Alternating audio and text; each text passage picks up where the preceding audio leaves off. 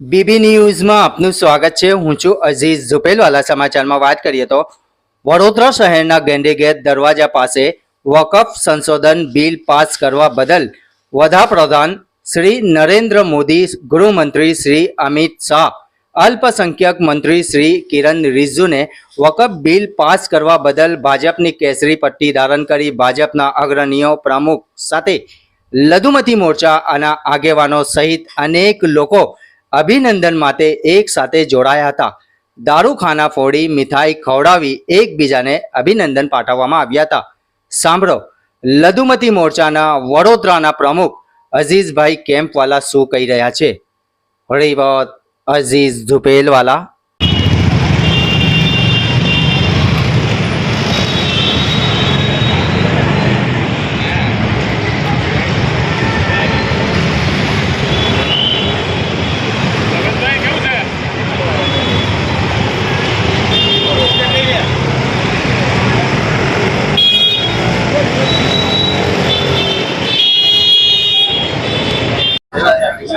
જે લોકસભામાં અને રાજ્યસભામાં જે બિલ પાસ થયું, મોદી સરકાર લાવી, એ બીજા મુસ્લિમના હિતમાં જે કામ કર્યું છે, સંશોધન કરીને જે બિલને પાસ કરાયું, એ બહુ મોટી વાત છે અને અમે મુસ્લિમ સમાજ આવકારીએ છીએ।